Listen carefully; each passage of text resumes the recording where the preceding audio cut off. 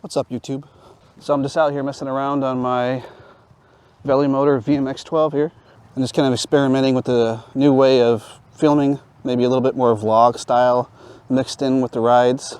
I also got this new Rode mic that I'm testing out.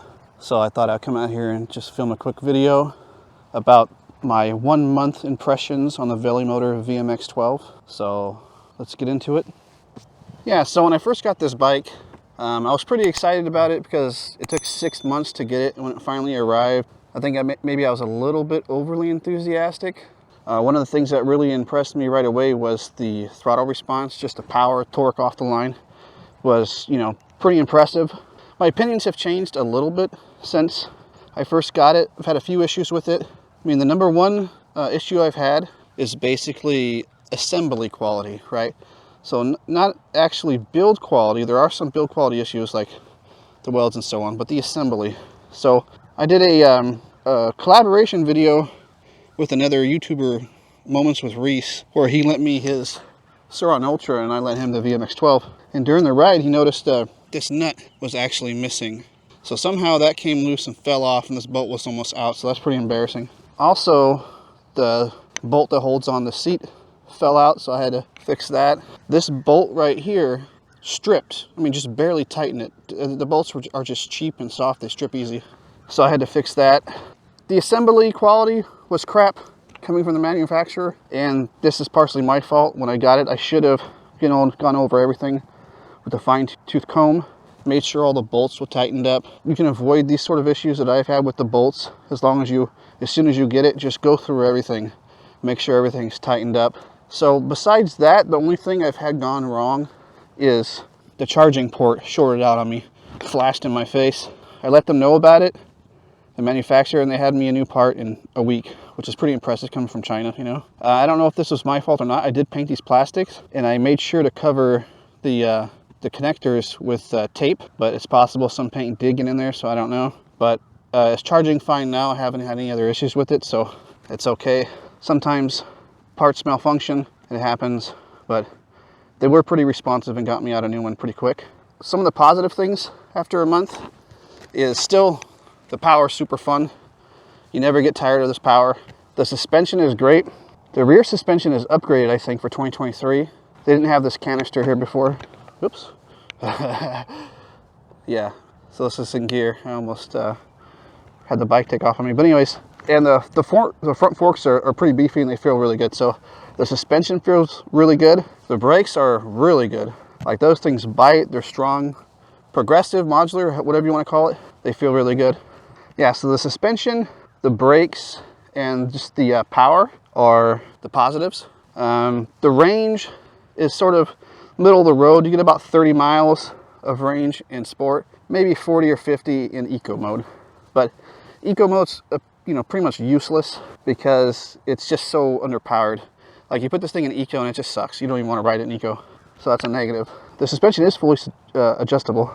So I guess my biggest issue with the bike is not the power, the build quality, anything like that. It's just, what do I do with it, So I got it now, and I do come out and I ride off-road in these off-road type areas, and I have a lot of fun on it. But what I like to do is I like to go explore different parts of the city, and I like to find these different off-road areas. But to get there, I got to drive on the streets. And so that's the one thing I'm really uncomfortable doing on this, just because it stands out so much. It's big, it looks like a dirt bike, and personally I just don't feel comfortable riding it on the streets. So I'm pretty limited to just being, going to these off-road bits that are close to my house that I can get to without riding on the roads too much. That's just my feeling. There are YouTubers that do ride this thing on the streets. They put some supermotos on there, and I haven't seen any videos where they have issues, but just for me, I'm just uncomfortable with it. It's just, the biggest issue with the bike is it doesn't really fit my style of riding, but that's okay. It's not the bike's fault. I don't really have a whole lot to say that's negative about the bike. You can get these retail for about $5,000 in the US, and then for that, you're getting a 12 kilowatt tune. This will probably go about 80 miles an hour, 70, 80 miles an hour, something like that. You're getting decent range in between 30 and 40 miles of range. And things powerful, brakes are good, suspension's good. I mean, it's everything you need. I mean, it beats the stock Sur-Ron for sure. And it'll even smoke an upgrade Sur-Ron in a race just because of the gearbox. So that's another thing is the gearbox. So it has a 4-speed gearbox. The positive thing about that is that you have 4 gear ratios to choose from. Here's the gear shift right here. So the first gear is super torquey. You can power wheelie, probably even flip it if you're not careful. Second gear is perfect for, you know, going off road, messing around. It's got a lot of torque, you know, but it tops out at probably about 30 miles an hour depending on your RPMs. You can get it up to 45 in second gear. And then third gear, you know, third gear will get you up to about 50 miles an hour, and then fourth gear will take you all the way up to whatever the top speed is. I haven't done a top speed run yet because I don't want to do it with these knobbies on. It's too dangerous because the brakes on the street aren't very good because these just slide on the cement. So I'd have to change the tires to do a top speed run. But I did buy some Shinko 241s. I'm not sure if I'm going to put them on or not. Enough talking. Let's get in and go for a little ride.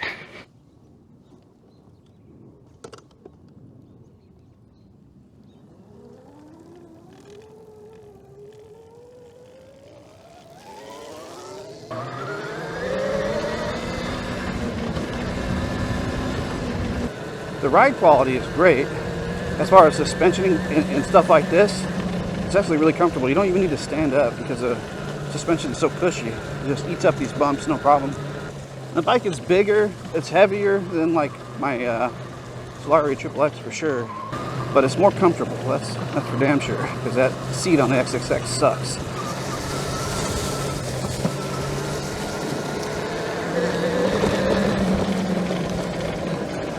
Yeah, so even though it is a really good bike, I think a good value, for me it doesn't really fit my riding style, so I'm probably going to be selling it pretty soon. But I want to do a few more videos with it first, and then I'll be selling it in Houston, probably, you know, for about $5,000. So if you're interested, shoot me a comment. There used to be a way to cut in to this other side from over here. Oh, it's right here.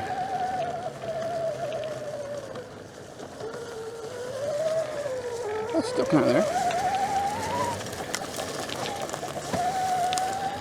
Oh, in case you were wondering, I've put about 54 miles on this thing. The vast majority of it has been just riding just like this, off-road, messing around. I mean, this thing is fun, but like I said, it's just, I prefer smaller bikes, more stealth, like the Solari XXX. The Sur-Ron. This thing gets up and goes though, it's fast. Hey, I think that's going to do it for this one, guys. Just wanted to give you an update. Give me a like, subscribe, check out my e-bike store, and thanks for watching. See you next time. Bye.